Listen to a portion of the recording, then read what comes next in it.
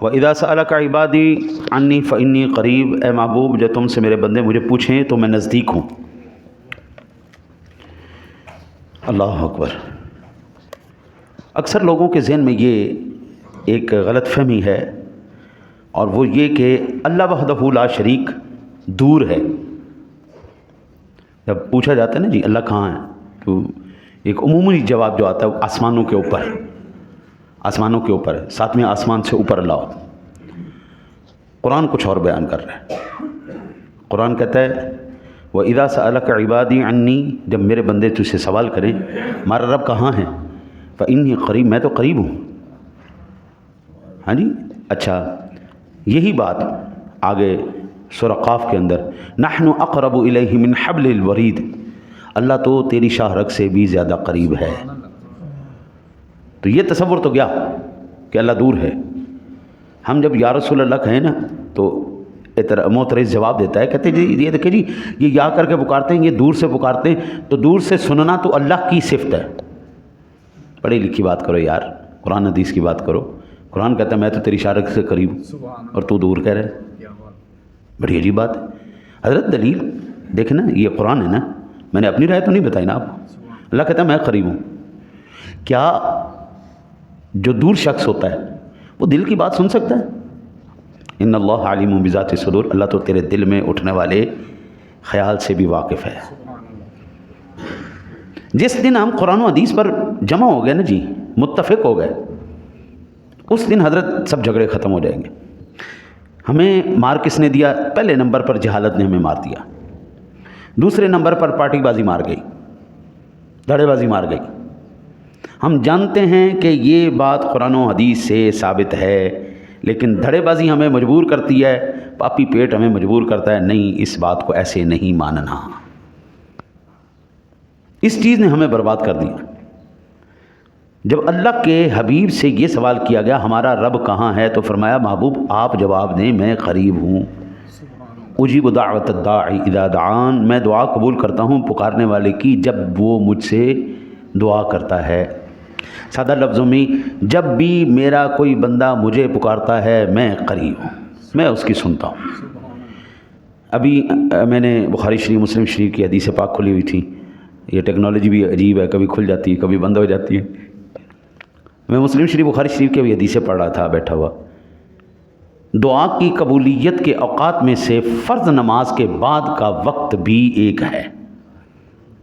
فرض نماز کے بعد بھی یہ دعا کی قبولیت کا وقت ہے۔ باقی یہ قرآن کی آیت بتا رہی ہے تو صبح کر، دوپہر کر، شام کر، جس وقت بھی تو دعا کرے گا اللہ تجھے تیری دعا کو سنے گا۔ نبی اکرم صلی اللہ علیہ وسلم کی ایک حدیث پاک کا خلاصہ ہے، آپ فرماتے ہیں دعا عبادت کا مغز ہے۔ دعا عبادت کا مغز ہے۔ عبادت بغیر دعا کی اسی طرح ہے جس طرح بغیر دماغ کے پورا جسم۔ ہم سب سے بڑا المیہ یہ کرتے ہیں کہ جس وقت نزول رحمت ہو رہا ہوتا ہے اس وقت اٹھ کے ہم بھاگ جاتے ہیں۔ آپ میرے ساتھ دعا نہ کریں، نہ کریں، یہ کوئی فرض تو نہیں میرے ساتھ دعا کرنا۔ اجتماعی دعا کے الگ فوائد ہیں۔ اجتماعی جب آپ دعا کرتے ہیں تو اللہ تعالیٰ اتنے بندوں میں سے واللہ اعلم کس کی آمین قبول فرما لے، تو اس ایک بندے کی آمین کی وجہ سے اللہ تعالیٰ سب کا بیڑا پار کر دے۔ یہ اجتماعی کے الگ فوائد ہیں، لیکن آپ میرے ساتھ نہیں کرنا چاہتے، امام صاحب کے ساتھ نہیں کرنا چاہتے، نہ کریں، آپ اپنی دعا تو کر سکتے ہیں۔ اکثر یہ نظارہ ہمیں ملتا ہے فرض نماز کے بعد ساتھی اٹھ کے دوڑ پڑتے ہیں۔ جمعہ والے دن تو یہ رمضان ہو یا غیر رمضان ہو سب میں یہی تماشا کیا ہوا ہے ہم نے۔ ادھر سے سلام پھرا، ادھر سے اٹھ کے دوڑ پڑے، کڑم چلو۔ اللہ کے بندے کیا ہو گیا؟ آقا جی کریم علیہ الصلوۃ والسلام نے ارشاد فرمایا جو بندہ یہ چاہتا ہے کہ میری دعائیں مصیبتوں میں، مشکلوں میں، پریشانیوں میں، دکھوں میں، تکلیفوں میں قبول ہو جائیں تو جب آسانیاں ہوں اس وقت دبا کے دعا کرے اللہ سے، حتیٰ کہ اگر اس کے جوتے کا تسمہ بھی ٹوٹ جائے تو حضور فرماتے ہیں وہ بھی اللہ سے دعا کرے۔ آپ آسانی میں دعائیں کریں گے نا تو اللہ مشکل میں آپ کی دعاؤں کو قبول فرمائے گا۔ پھر دعا کے بھی اپنے جو ہے نا زبردست قسم کے معاملات ہیں۔ جتنا باطن صاف ہوگا اتنی جلدی اللہ دعا قبول فرما لے گا۔ اس لیے ہم حضرات صلحاء سے، نیک لوگوں سے ہم گزارش کرتے ہیں کہ آپ ہمارے لیے دعا کر دیں۔ تو ہم ان کے لیے دعا کر دیں. جتنے بھی اللہ والے ہیں آپ جسے بھی کہیں گے وہ دعا کر دیں گے آپ کے لیے. دعا کی قبولیت کے چند درجات ہیں. پہلا درجہ جو بندے نے مانگا اللہ نے فوراً دے دیا. ایک دوسرا درجہ اللہ سے مانگا کچھ تھوڑی دیر ٹھہر کے ملا صحیح لیکن تھوڑی دیر ٹھہر کے. جو مجھے قرآن و حدیث سے پتہ چلتا ہے نا جی, سب سے زیادہ طویل دعا کا دورانیہ ہے قبولیت کا, وہ دورانیہ ہے حضرت سیدنا ابراہیم علیہ نبینا علیہ الصلوۃ والسلام کی دعا. ربنا وابعث فیہم رسولا منہم یتلو علیہم آیاتہ ویزکیہم ویعلمہم الکتاب والحکمہ. ہاں جی, ربنا وابعث فیہم رسولا, اے اللہ ہمیں وہ عظیم الشان رسول عطا فرما دے. یہ آپ نے دعا کی, اس دعا کی قبولیت کا دورانیہ 4000 سال کا ہے. 4000 انبیاء کرام علیہ السلام تشریف لائے. اس کے بعد آپ کی اولاد پاک میں حضرت اسماعیل علیہ السلام میں جناب رسول اللہ صلی اللہ علیہ وسلم تشریف لائے. یہ سب سے طویل دورانیہ ہے. اس کے بعد جو دعا کی قبولیت کا دورانیہ ہے طویل, وہ ہے 40 سال کا حضرت یعقوب علیہ السلام کی دعا کا دورانیہ. 40 سال بعد, 40 سال پہلے آپ نے دعا کی اللہ یوسف سے ملوا دے, 40 سال کے بعد وہ دعا قبول ہوئی. تو کبھی ایسے بھی ہو جاتا ہے کہ دعا بندہ اپنے لیے کرتا ہے لیکن اس کا نتیجہ نسلوں کے بعد جا کے ملتا ہے. کبھی بندہ آج دعا کرتا ہے 2 سال 4 سال 10 سال 20 سال 40 سال, اتنا دورانیہ بھی ہوتا ہے. کبھی ایسا بھی ہوتا ہے بندہ اللہ سے دعا کرتا ہے, دعا قبول ہی نہیں ہوتی. اچھا جی, اس کی وجہ کیا ہے؟ حضور نبی اکرم صلی اللہ علیہ وسلم نے ارشاد فرمایا اس کی وجہ یہ ہے اللہ تعالیٰ تمہاری دعاؤں کو اپنے پاس رکھتا ہے. کل حشر والے دن, قیامت والے دن, جو دعا بندے نے اللہ سے کی تھی اور قبول نہیں ہوئی, اس دعا کا جب اللہ اجر دے گا اپنے بندے کو, بندہ حیران ہو جائے گا اور اس وقت تمنا کرے گا یا اللہ میری تو دنیا میں کوئی دعا قبول ہی نہ ہوتی. اتنا بڑا اللہ اس کا اجر عطا فرماتا ہے. دعا کرنے کے بعد بے صبرا نہیں ہونا چاہیے, یہ حکمت. اچھا, ایک دعا کا درجہ یہ ہوتا ہے بندہ دعا کرتا ہے وہ اس کے حق میں بہتر نہیں ہوتا, لیکن اللہ وحدہ لا شریک تو جانتا ہے اس بندے کے حق میں یہ چیز بہتر نہیں ہے, تو پھر کیا ہوتا ہے اس کا نعم البدل اللہ عطا فرما دیتا ہے. اس کا جو اس کے حق میں بہتر ہوتا ہے اللہ وہ اس کو عطا فرما دیتا ہے. پھر فرمایا اجیب دعوت الداع اذا دعانی فلیستجیبوا لی ولیؤمنوا بی لعلہم یرشدون. اچھا, صحابہ کی ایک جماعت ایسی بھی تھی جو نئے نئے آئے نا جی اسلام میں, تو انہوں نے یہ چیز دیکھی تھی کہ ہمارے سامنے بت پڑے ہوئے, ہم ان کے سامنے جا کے التجائیں کرتے ہیں, تصورات کرتے ہیں.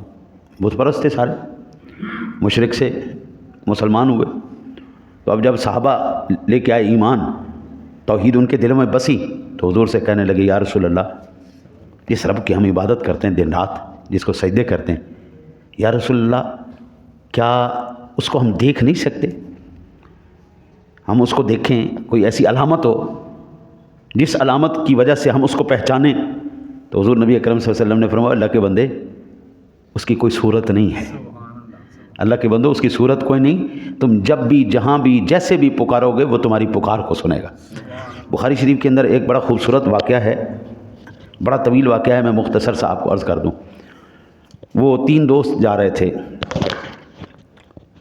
سفر پہ, تو غار کے اندر پھنس گئے. غار کے اندر پھنسے, انہوں نے پھر دعائیں کی پاک پروردگار عالم آج یہاں پر تیرے سوا ہمارا کوئی سننے والا نہیں, مولا اگر تو آج ہمارے مشکل کو آسان نہ کرے. تو پھر ہر ایک نے اپنی نیکی کا واسطہ دیا, اللہ تعالیٰ نے اس نیکی کی برکت سے وہاں پر غاروں کے اندر بھی ان کی دعاؤں کو سماعت فرما دیا. سب سے گہری جو گہرائی میں دعا قبول کی گئی ادروئے قرآن, وہ دعا کون سی تھی کسی کے ذہن میں ہے؟ ہاں, حضرت یونس علیہ السلام کی. مچھلی کے پیٹ کے اندر وہاں پہ بھی اندھیرا, پھر وہ سمندر کے اندر چلی گئی, وہاں پہ بھی اندھیرا, اور وہاں پہ آپ نے دعا کی لا الہ الا انت سبحانک انی کنت من الظالمین. یہ وہ دعا ہے قبلہ, کائنات کی کوئی تکلیف بندہ جس وقت تہی دامن ہو جائے نا جی, بے سر و سامان ہو جائے, بالکل بے پر ہو جائے, جب اس کا کچھ بھی نہ چل رہا ہو, بس بالکل ڈیڈ ہو جائے, اس وقت پھر یہ دعا کریں لا الہ الا انت سبحانک انی کنت. میں تو مالک، میں نے اپنی جان پر ظلم کیا مالک، لیکن تو جانتا ہے نا، تو پاک ہے، تو سننے والا ہے. جتنا ٹوٹا ہوا دل ہوگا، جتنا اخلاص ہوگا، یہ دعا جناب گولی کی طرح اثر کرے. میں ختم درود کے خلاف نہیں ہوں، لیکن میرا تھوڑا سا مزاج ہٹ کے ہے. گھروں میں جب کوئی پریشانی آ جاتی ہے تو بچوں کو بلا کے آیت کریمہ پڑھایا جاتا ہے جی، لا الہ الا. ٹھیک ہے آپ کرواتے ہیں کروائیں، لیکن درد مجھے ہے، دوائی کوئی لے رہا ہے، مجھے آرام کیسے ملے گا؟ بھوک مجھے لگ رہی ہے، کھا کوئی اور رہا ہے، مجھے میری بھوک کیسے مٹے گی؟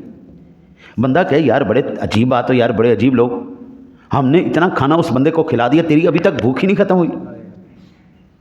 ایک نادان آدمی کو یہ دلیل دی جا سکتی ہے.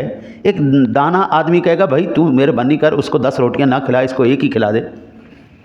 اب 1,00,000 مرتبہ نہ پڑھوائیں، آپ 100 مرتبہ پڑھیں، لیکن خود پڑھیں. میں اکثر جنازوں پہ عرض کرتا ہوں کہ اللہ کے نیک بندو اپنے رشتہ داروں کے جنازے خود پڑھایا کرو، ہم سے سیکھو، ہم آپ کو سکھاتے ہیں.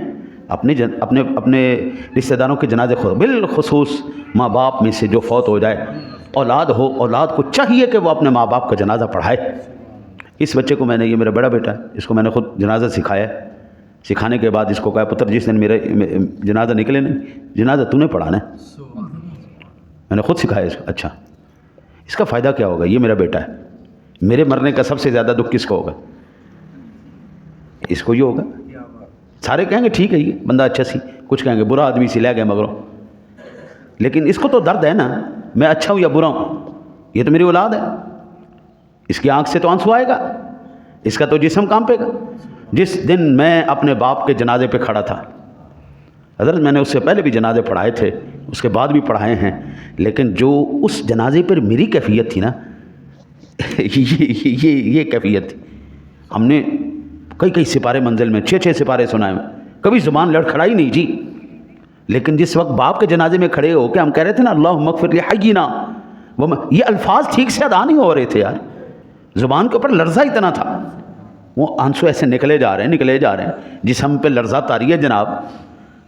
وہ بڑی مشکل سے ادا کر رہے ہیں اللہم اغفر لحینا و میتنا و باپ کا جنازہ آگے پڑا ہے، پیچھے بیٹا کھڑا ہے. اس سے زیادہ درد کس کو ہوگا؟ اب ایمان سے بتائیں، اگر یہ امام ہو اور امام کی یہ کیفیت ہو، سارا اس کا جسم لرز رہا ہے، آنسو اس کے بہہ رہے ہیں، اور پھر دعا کر رہا ہے یا اللہ مغفرت دے دے، یا اللہ بخشش دے دے، یا اللہ معافی کر، یا اللہ اس کی بھی معافی کر دے، یا اللہ ہماری بھی معافی کر دے، جو یہاں پہ ہیں ان کو بھی معاف کر دے، جو نہیں ہیں ان کو بھی کر. تو ایمان سے بتاؤ رحمتیں نازل ہوں گی یا نہیں ہوں گی؟ ٹھیک ہے آپ ہمیں بلاتے ہیں، ہم جا کے پڑھاتے ہیں، ٹھیک، ہم بھی اپنے اخلاص میں کمی نہیں کرتے. کوئی بھی مسلمان ہے آخر ہے تو ہمارا بھائی، ہم کھڑے ہو کے جنازہ تو پڑھاتے ہیں. لیکن حضرت ایمان سے بتائیں بیٹے کی کیفیت باپ کے جنازے پر جو ہے کیا وہ ہماری ہو سکتی ہے؟ ہر باپ کو چاہیے جنازہ سیکھے. یہ کیپٹن صاحب بیٹھے، جاوید صاحب بیٹھے، یہ ساتھی سلیم صاحب بیٹھے، دیگر ساتھی بیٹھے، ان کو میں نے جنازہ پڑھانا سکھایا. پہلے جنازہ سکھایا، پھر ترجمہ سکھایا، پھر پریکٹیکل کروائے ان کو. اگر آپ کے خاندان میں کوئی بچہ فوت ہوتا ہے، بچی آپ کھڑے ہوں آگے، جو کیفیتیں آپ کی ہوں گی وہ کسی اور کی نہیں ہو سکتی. حضرت آپ ہمیں کہیں دعا کے لیے، ہم کریں گے، ہمارا کام ہے، ہم کریں گے، لیکن ہمارا روٹین کا کام ہے.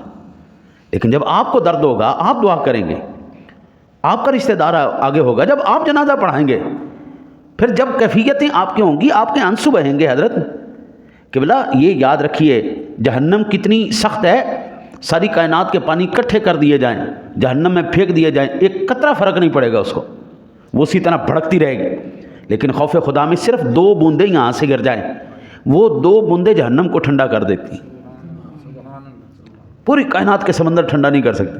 خوف خدا سے نکلے ہوئے آنسو، وہ درد، وہ تکلیف، وہ دکھ. میرا رب بس یہی چاہتا ہے. جو بندہ دعا نہیں کرتا اللہ اس سے ناراض ہو جاتا ہے. اچھا تو اتنا بڑا ہو گیا ہے، میرے سے دعا ہی نہیں کرتا. پھر اللہ کہتا ہے ٹھیک ہے چل جا، جو تیرا کوئی خدا ہے، وہ تیرا ہے مالک، تیرا پروردگار ہے، تو جا اس کے پاس جا.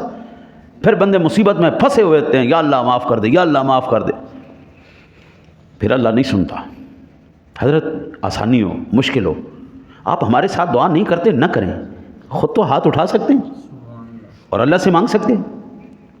اللہ کے سوا کون عطا فرمائے گا؟